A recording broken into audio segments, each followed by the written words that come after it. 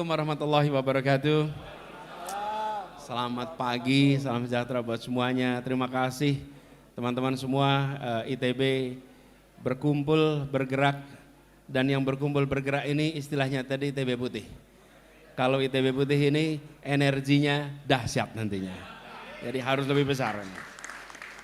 Senang sekali bisa ketemu lagi, begitu banyak ketemu di sini. Ini kelihatannya generasinya masuknya 80-an kelihatannya ya.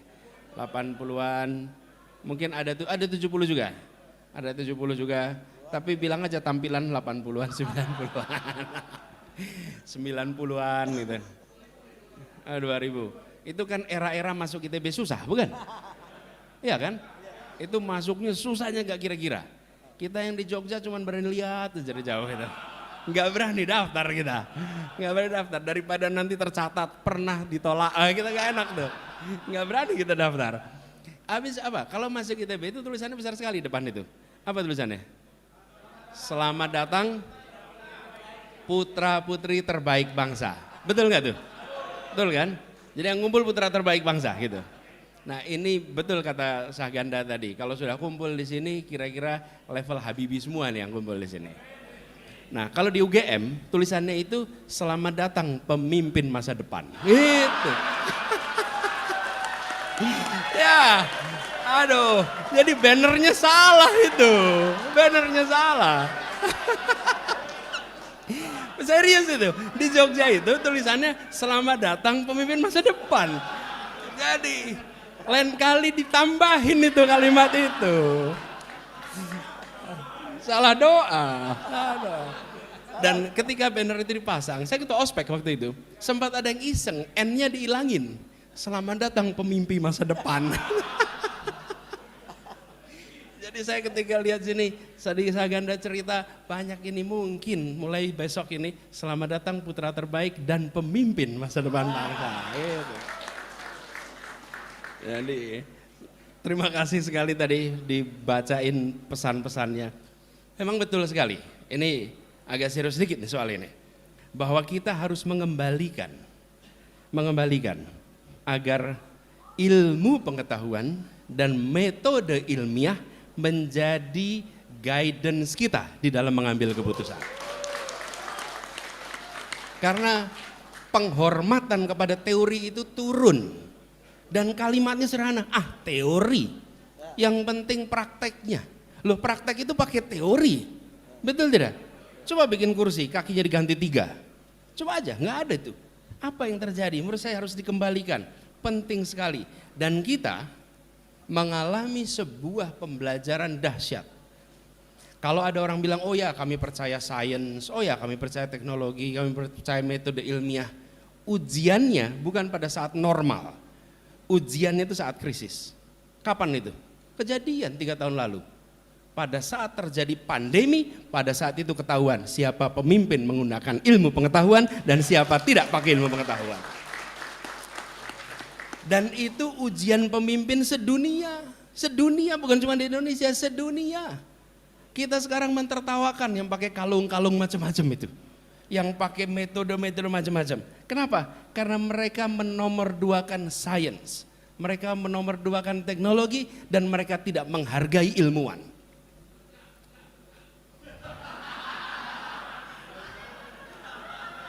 Itu nggak keluar dari mikrofon ini ya. Jadi, saya serius nih. Ketika terjadi pandemi, waktu itu saya sengkap, dan teman-teman boleh cari rekamannya, ada rekamannya. Saya mengatakan pada waktu itu, pada saat kejadian pandemi ini adalah ujian bagi semua pemimpin untuk membuktikan dia mempercayai sains atau dia sekedar lip service soal sains. Karena pada saat itulah kebijakan-kebijakan itu disusun berdasarkan referensi para ilmuwan, metode ilmiah, dan sebagian dari itu harus berhadapan dengan yang disebut ignorance. Ignorance apa? Ketidaktahuan. Ketidaktahuan, dan itu kan lawannya terdidik, bukan? Lawannya terdidik. Di situ kemudian kita harus mengambil keputusan. Bagaimana keputusan tidak populer scientific atau populer ignorance. Dan kami di Jakarta mengalami. Kenapa? Karena kami pakai ilmu pengetahuan untuk mengambil keputusan. Amat tidak populer. Ketika itu amat tidak populer. Dan sering kami harus berhadapan dengan pemegang-pemegang otoritas lebih tinggi, tapi tidak pakai ilmu pengetahuan. Tidak pakai ilmu pengetahuan. Dan itu yang kita hadapi kemarin. Jadi, menurut saya kejadian pandemi itu adalah satu wake up call bagi kita semua, bahwa kembalikan ilmu pengetahuan, metode ilmiah menjadi kompas. Dan kebijakan itu tidak disusun berdasarkan selera pemegang kewenangan. Tidak bisa, karena kebijakan bukan soal selera. Kebijakan ini bagaimana kita memahami masalah, bagaimana kita mengidentifikasi prioritas atas masalah, kemudian cara apa untuk menyelesaikan masalah. Dan di situ seringkali eklektik, harus induktif, harus deduktif, itu semua harus kita kerjakan. Dan tidak bisa kita hanya satu dari dua, kita harus eklektik pendekatannya. Nah, ini membutuhkan keterbukaan pikiran, ini membutuhkan kemauan untuk mendengar, dan kalau dalam bahasa resminya mengedepankan teknokrasi di depan.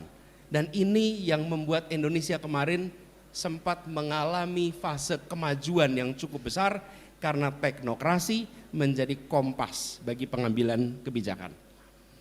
Nah, ini yang harus kita kembalikan. Jadi ketika mendengar tadi yang disampaikan oleh Prof. Emir tentang pentingnya kita menempatkan ilmu pengetahuan, sains, teknologi ke depan, itu penting sekali. Dan kami melihat ini menjadi lebih urgent. Kenapa menjadi lebih urgent? Karena ukuran Indonesia itu terlalu besar, dan resiko ketika kebijakan dibuat keliru itu maldevelopment, malpolicy, ongkos recovery-nya itu mahalnya luar biasa. Recovery itu apa? Waktu, sumber daya, itu luar biasa. Dan kalau kita kehilangan periode itu, negara lain sedang lompat dengan kecepatan yang luar biasa tinggi. Jadi kami melihat perlu itu dikembalikan, dan itu salah satu agenda utama. Saya sering ditanya bagaimana ambil keputusan di Jakarta, maka saya selalu bilang ada 4 urutannya. 1, prinsip keadilan, itu value-nya. Kemudian nomor kedua, interest-nya, public interest, itu nomor 2. Nomor 3, science, teknologi, ilmu pengetahuan, akal sehat, itu pendekatannya. Baru nomor 4, regulasi, peraturan perundangan dan lain-lain. Jangan dibalik. Seringkali di birokrasi itu ngambil keputusannya dibalik. Nomor 1, regulasi, peraturan, dan banyak regulasi kita tidak berkeadilan, tidak berbasis ilmu pengetahuan, tidak mempertimbangkan kepentingan umum. Nah, regulasi dibalik, urutannya menjadi seperti itu. Dan keputusan-keputusan yang nilai keadilan terpenuhi, public interest priority, metodenya scientific, metodenya ilmiah yang bisa dipertanggungjawabkan. Nah, apa indikasi ketika pendekatan ilmiah tidak dipakai? Apa indikasi paling sederhana? Menolak kritik, takut dengan kritik, takut dengan dialog. Lalu munculnya yang mengkritik di proses hukum, yang mengkritik ditekan hukum. Kenapa? Kalau Anda menggunakan pendekatannya saintifik ilmiah, maka tidak takut berhadapan dengan pandangan yang berbeda. Betul tidak? Karena ada datanya nih, ini metodenya, ini hasilnya, maka langkahnya ABCD. Bahwa di dalam mengambil langkah itu ada judgment, itu bisa dipertanggungjawabkan, namanya juga judgment. Tapi sampai kepada opsi-opsi, itu ada datanya bisa dipertanggungjawabkan. Nah, banyak negara yang ketika kita menyaksikan demokrasi berjalan, keputusan-keputusannya populis, tidak menggunakan pendekatan ilmiah, pelan-pelan demokrasinya kualitasnya menurun karena kebebasan berbicara menjadi dipangkas. Itu sesungguhnya akarnya karena tidak menggunakan pendekatan ilmiah, tidak menggunakan metode sains yang itu mendasar bagi mengambil keputusan. Nah, jadi kalau kita ditanya perubahan ini apa? Perubahannya bukan tujuan utama. Tujuan utama tidak berubah. Indonesia yang adil dan makmur itu tidak berubah. Kemajuan ekonomi yang berkelanjutan, kesejahteraan yang meningkat, itu sama tujuannya. Tapi metodenya berbeda. metodenya metode yang mempertimbangkan secara serius pendekatan ilmu pengetahuan dan merujuk kepada para ilmuwan. Jadi ke depan kalau tadi disampaikan tentang banyak sekali talent-talent yang sekarang ini tidak teroptimalkan. Bapak sekalian, ini bukan sekarang saya bicara ini, sudah berkali-kali, sudah berlama-lama. Yang dibutuhkan Indonesia ke depan adalah reindustrialisasi. Reindustrialisasi. Kenapa? Karena tadi disebutkan, industrialisasi kita mengalami kemandekan. Kemudian banyak wilayah di Indonesia ini yang membutuhkan demand-nya tinggi atas produk industri itu. Sehingga gerakan industrialisasi atau reindustrialisasi ini didorong jangan di Jawa lagi dan jangan di kota-kota paling besar lagi, justru harus dilakukan di daerah-daerah yang sekarang populasinya meningkat tetapi mereka tidak memiliki pasokan produk yang baik. Ini penting sekali. Jadi istilah kami adalah reindustrialisasi. Dan yang kedua yang tidak kalah penting, kita membutuhkan sebuah institusi yang menyusun talent pool untuk Indonesia. Hari ini kalau kita tanya, kami membutuhkan ahli A, tanyanya kemana? Kemana coba tanyanya? Ahli apa di bidang apa ada di mana? Talent pool kita. Talent pool itu bukan sekedar job market. Bukan, talent pool itu negara mengidentifikasi pribadi-pribadi mumpuni yang ada di negara ini sehingga semua bisa memanfaatkan ilmu dan pengalaman mereka. Saya sebut nama tadi karena disebut Pak Tetuko misalnya, bidangnya otomotif. Saya nggak kenal, saya nggak tahu. Tapi we need a talent pool. Dan talent pool itu kemudian menyusun nama yang diaudisi oleh pribadi-pribadi yang mumpuni sehingga ini kredibel. Kalau ada talent pool itu, apapun yang dilakukan negeri ini, maka dia tidak perlu menengok keluar karena di dalam ada talent itu. Dan kita nggak kekurangan stok itu, sama sekali nggak kekurangan. Persoalannya yang membutuhkan tidak tahu kemana saya harus mencari. Tidak tahu harus mana, negara harus hadir untuk memfasilitasi highly skilled labor yang sekarang minim. Tanyanya ke job hunting perusahaan, mereka itu ada, tapi untuk private sector, untuk public sector nggak ketemu. Untuk private sector Astra kalau mencari orang panggil korporasi yang khusus untuk talent apa namanya job hunter. Nah, jadi Bapak sekalian, teman-teman, ini pendekatan diubah, dorong industrialisasi, siapkan talent pool yang baik. Dan kami bicara talent pool, bicara pendekatan, saya mau lapor nih teman-teman semua. Jakarta membangun sebuah mega proyek yang saking itu disebut mega proyek besar sekali, itu masuk di program dokumenter National Geography, namanya Mega Structure kalau nggak salah. Mega structure, namanya Jakarta International Stadium. Dan Jakarta International Stadium itu adalah sebuah proyek yang merupakan terobosan. Kenapa terobosan? Jadi begini, pada saat kita bertemu dengan fase persiapan, kita sampaikan ini harus selesai akhir 2021. Itu tahunnya 2018. Lalu mereka menyiapkan rancangan, di ujung timnya lapor, Pak tidak mungkin selesai 2021, karena pembangunan atap, stadionnya pakai atap, dan atapnya itu bisa dibuka tutup, itu tidak bisa dikerjakan dengan dipercepat, karena kalau nyusun atap ya ada fasenya, nggak mungkin itu dicepetin, itu ada urutannya di dalam proses konstruksinya.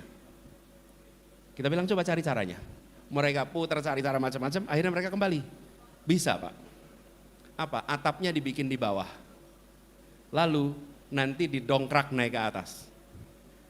Oke, that's a good idea. Masalahnya apa? Masalahnya gak ada yang pernah mengerjakan. Karena beratnya 3.400 ton. Ekuivalen ngangkat 2.400 mobil Kijang secara bersamaan. Bayangkan 2.400 mobil Kijang dijejer, diangkat bersama-sama. Equipmentnya harus ambil dari Timur Tengah. Itu kren-kren besar di Dubai, Abu Dhabi, itu harus disewa semua karena kren-kren itu khusus untuk mengangkat konstruksi raksasa. Pertanyaannya, should we take the risk or not? Oke? Dan kita bilang bismillah, kita ambil risiko itu. Kemudian dibangunlah di bawah, lalu setelah itu selesai dinaikkan ke atas, proses mendongkraknya itu 72 jam. Sebenarnya sampai akhirnya terpasang di atas, rapi semua, terkunci, dan itu semua dikerjakan 100% oleh insinyur-insinyur Indonesia.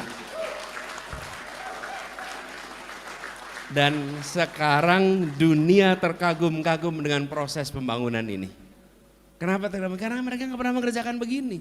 Sebesar itu dikerjakan di bawah, lalu diangkat ke atas. Kalau diangkat ke atas tuh aula banyak yang mengerjakan. Tapi seukuran stadion dengan berat sebesar itu, it's never done here.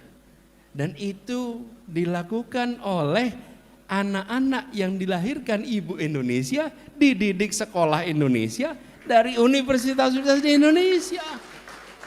Jadi saya bilang saya setuju sekali, jangan pernah meremehkan didikan anak bangsa ini. Jangan pernah. Dan buktinya banyak sekali,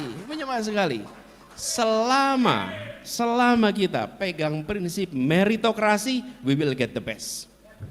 Meritokrasi, selama pegang prinsip itu pasti dapat terbaik. Dan kita sudah merasakan di Jakarta. Hari ini kita bangga sekali. Dan kita bisa bilang, gedung yang dibuat sebesar itu tidak satu pun tenaga asing yang terlibat. Semuanya tenaga Indonesia. Nah, Bapak sekalian, ada yang unik ini. Para pekerjanya di sana, itu mereka adalah konten kreator semua, tanpa kita sadari. Siapa? Buruh-buruhnya.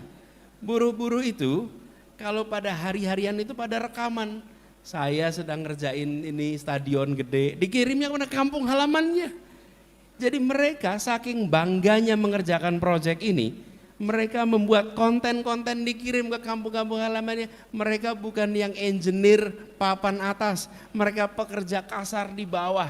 Tapi apa yang terjadi? Itu yang namanya kebanggaan atas sebuah proyek yang dikerjakan anak bangsa. Dan itu menular, bukan hanya yang di atas, semua yang di bawah pun merasa this is mine, this is ours, ini punya kita. Teman-teman sekalian, Bapak-Ibu sekalian, semangat itu yang harus dikembalikan di Republik ini. Ketika kita melihat proyek raksasa dibangun, pada saat ini kita harus mengatakan, kok bukan kita yang mengerjakan? Kenapa kita hanya jadi penonton di tanah kita sendiri? Inilah perubahan, sudah saatnya kita kerjakan itu sendirian. Jadi teman-teman sekalian, PR kita banyak. Perubahan ini tidak otomatis jalan, karena tidak semuanya berada di barisan yang putih-putih ini. Betul enggak? Ya, ada yang tidak menginginkan perubahan. Tapi kita yakin bila kita berkumpul kuat, maka ini energi fusi, betul nggak? Yang nanti akan bisa memunculkan kekuatan yang luar biasa. Jadi pertemuan 1000 alumni ITB, insya Allah ini simbolik aja. Saking banyaknya sebut 1000. Saking banyaknya sebut 1000.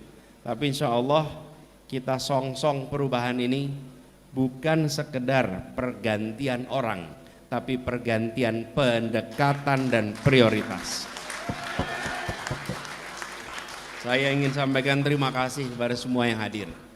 Terima kasih atas dukungan, atas kepercayaannya.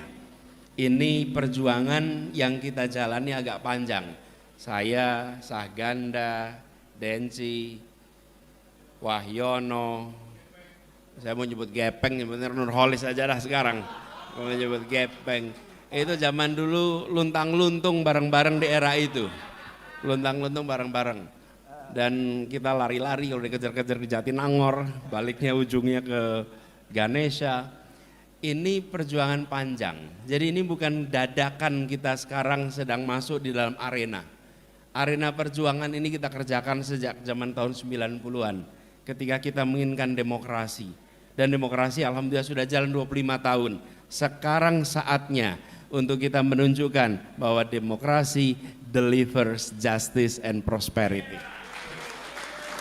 Bahwa demokrasi yang kita perjuangkan itu akan menghasilkan keadilan dan kesejahteraan.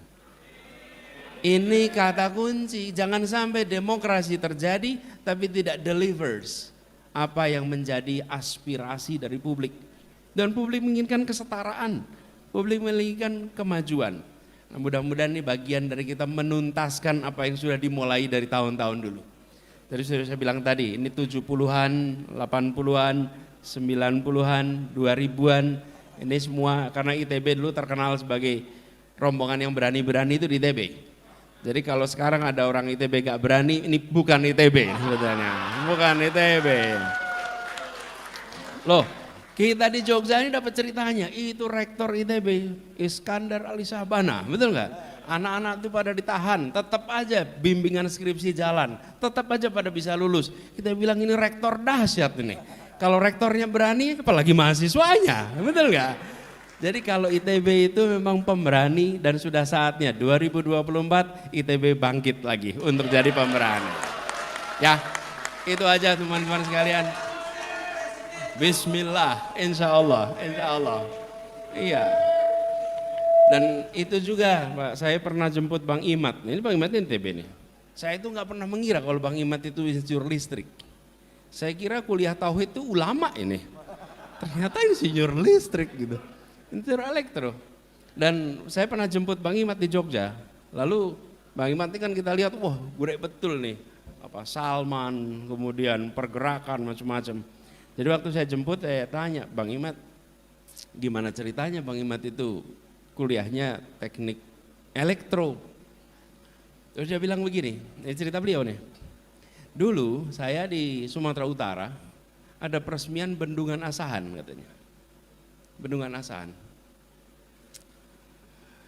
Lalu sekampung anak-anak laki-laki, kemudian warga yang laki-laki itu jalan kaki. Kata dia sekitar 6 jam sampai ke lokasi peresmian. Kenapa? Ingin dengar pidatonya Bung Hatta. Yang meresmikan Bung Hatta. Lalu Bung Hatta pidato. Dan saya bayangkan pidato Bung Hatta itu pidato yang datar. Karena beliau kalau pidato itu datar. Coba dengar rekaman suara Bung Hatta. Lalu Bung Hatta dalam pidato itu bilang begini. Indonesia ke depan akan membutuhkan banyak sekali pembangkit-pembangkit listrik seperti ini. Seperti Bendungan Asahan ini. Dan Indonesia ke depan membutuhkan banyak sekali insinyur-insinyur listrik. Kata dia, semua anak pulang pengen jadi insinyur listrik. Ini kata Bang Imat nih, semua pengen jadi insinyur listrik. Apa? Saya ketika dengar itu apa yang menarik? Yang menarik begini, yang menarik itu tidak ada orang yang berpikir, apa Bung Hatta saudaranya proyeknya listrik ya? Nggak ada. Nggak ada yang berpikir apakah Bung Hatta ini keluarganya ngurusin listrik ya? Tidak. Yang muncul adalah saya percaya tanpa syarat pada kata-kata pemimpin saya. Ini dahsyat. Ada yang namanya unconditional trust pada pemimpin. Unconditional, percaya tanpa syarat. Ketika Bung Hatta mengatakan kami butuh ini, seluruh rakyat mengatakan saya kerjakan. Dan anak-anak kecil itu pengen jadi insinyur listrik, termasuk beliau berangkat. Terus dia cerita, ketika udah kuliah ternyata kurang cocok saya di sini. Tapi buat saya itu inspirasi dari Bung Hatta. Itu pesan ini yang harus dikembalikan dari Republik ini. Kepercayaan kepada para pemimpin-pemimpinnya harus dikembalikan. Bahwa ketika mengatakan A, ini karena kita bicara tentang kepentingan nasional.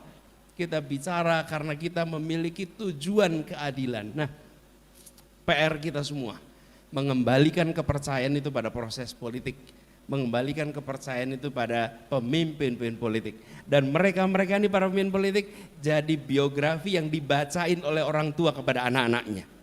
Coba kita masa kecil, lihat, baca Soekarno, baca Hatta, baca Syahrir, baca Agus Salim, baca Natsir. Apa sih itu artinya? Mereka semua profesinya politisi, semua profesi politisi. Tapi mereka jadi inspirasi keluarga-keluarga di rumah kita. Hari ini PR kita itu, nonton di TV enak, kau jangan seperti dia nanti ya. Itu PR kita harus mengembalikan. Insya Allah gerakan perubahan ini bisa sama-sama mengembalikan itu semua. Terus sekalian, waktu saya sudah habis, saya harus meneruskan perjalanan. Saya akan meneruskan perjalanan ke Surabaya. Mohon pamit, terima kasih kepada semua yang hadir. Insya Allah apa yang kita ikhtiarkan akan menjadi kenyataan. Terima kasih. Assalamualaikum warahmatullahi wabarakatuh. Waalaikumsalam warahmatullahi wabarakatuh.